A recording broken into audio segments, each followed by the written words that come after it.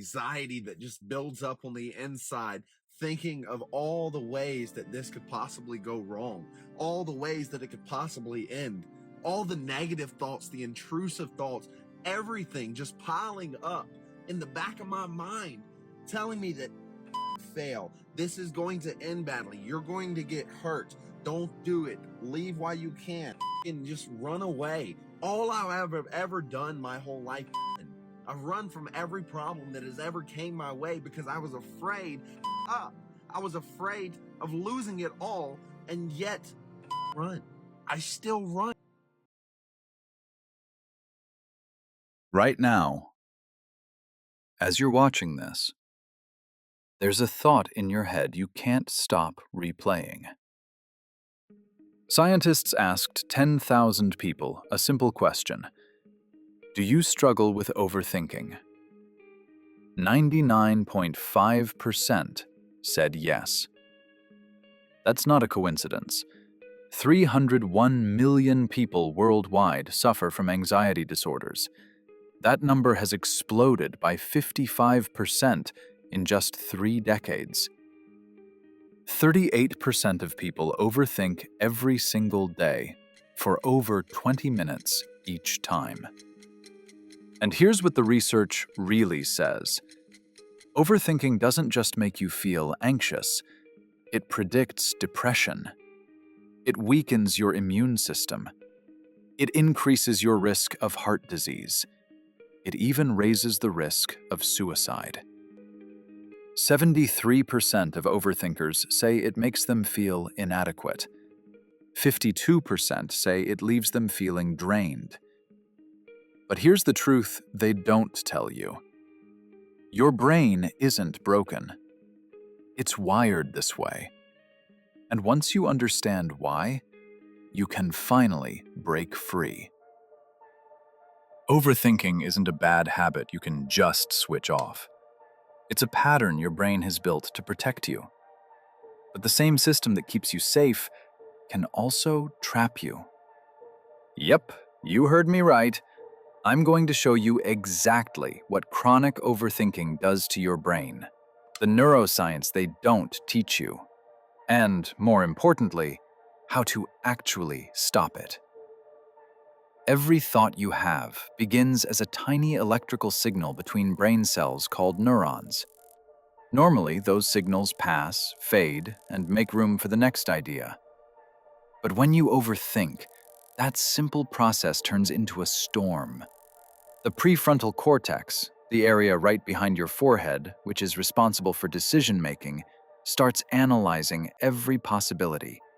And you start asking yourself questions like, what if I fail? What if they think I'm stupid? It's trying to predict the future so you can avoid pain. At the same time, the amygdala, which is responsible for our emotional alarm, senses danger. It doesn't wait to confirm if the threat is actually real or not. It releases cortisol and adrenaline just in case. Immediately after that, your heart speeds up, your chest tightens. Your brain begins looping, trying to think its way to safety, but only digging deeper. The human brain is wired to repeat what it practices. Each time you replay a thought, the same neurons fire together, and as neuroscientists say, neurons that fire together wire together. Over time, this simply means when you constantly repeat a thought or action, your brain literally rewires itself to make it easier next time. So this creates a shortcut, a mental highway straight to the same worry. So instead of exploring new ideas, your brain automatically returns to familiar anxiety. That's why overthinking feels compulsive. It's not weakness, it's neuroplasticity. Your brain has learned the patterns too well. This is why shy people are so afraid to speak in crowds even when they say they want to be confident. It's not weakness. The brain has already been wired to repeat the same whole process. Now, let me explain why your brain thinks it's helping. Here's the paradox. Your brain believes it's helping you. The prefrontal cortex wants control. It believes that if you analyze every possibility, you'll be safe. But the brain doesn't know the difference between a real threat and an imagined one. A critical email, a strange text message, an awkward silence.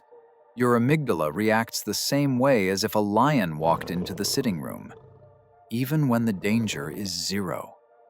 So you plan, predict, and prepare for danger that doesn't exist.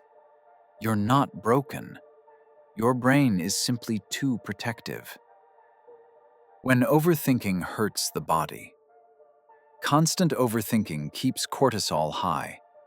High cortisol breaks down memory, weakens the immune system, and makes it harder to focus.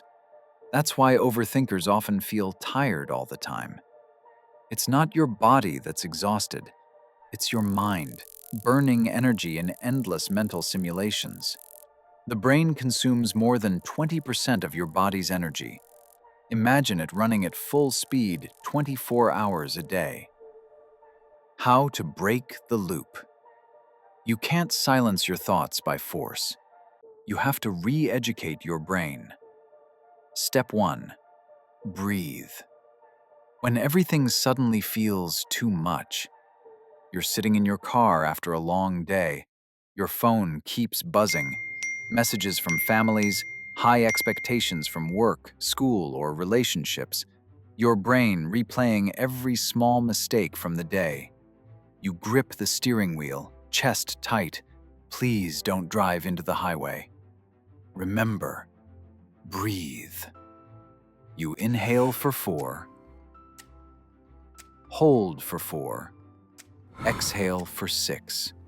Repeat twice.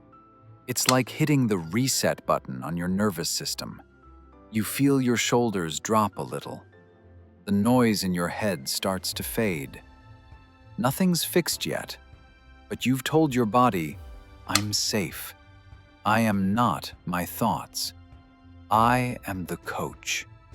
And that changes everything. Step 2. Write it down. It's 1 a.m. and you can't sleep. You keep thinking, what if I said the wrong thing? What if they're upset with me? You grab a notebook and just start writing. I'm scared they didn't understand what I meant. As soon as the words hit the page, they lose their grip. You see the thought clearly now, not as truth, but as a feeling. And suddenly, your brain quiets enough to let you rest. Step 3. Move your body. When you're stuck in your head, you've been staring at your screen for an hour. The cursor's blinking. You can't focus. Everything feels blurry, like your thoughts are in traffic. So you get up. You put on your shoes, step outside, and start walking. By the time you've circled the block, the air feels lighter. Your breathing matches your footsteps, and your brain finally resets. You come back, sit down, and what felt impossible 5 minutes ago suddenly feels doable. Step 4. Practice mindfulness. When your thoughts spiral. You're scrolling through social media and see someone your age doing better. Instantly, a thought appears. You're falling behind. But instead of believing it, you notice it. You quietly say to yourself, that's a comparison thought. You label it and let it pass like a cloud. A few seconds later, it's gone. And for the first time today, your mind feels like yours again. Step 5. Fast decision-making. When you're stuck between making the perfect decision. You're stuck at a crossroad, left or right.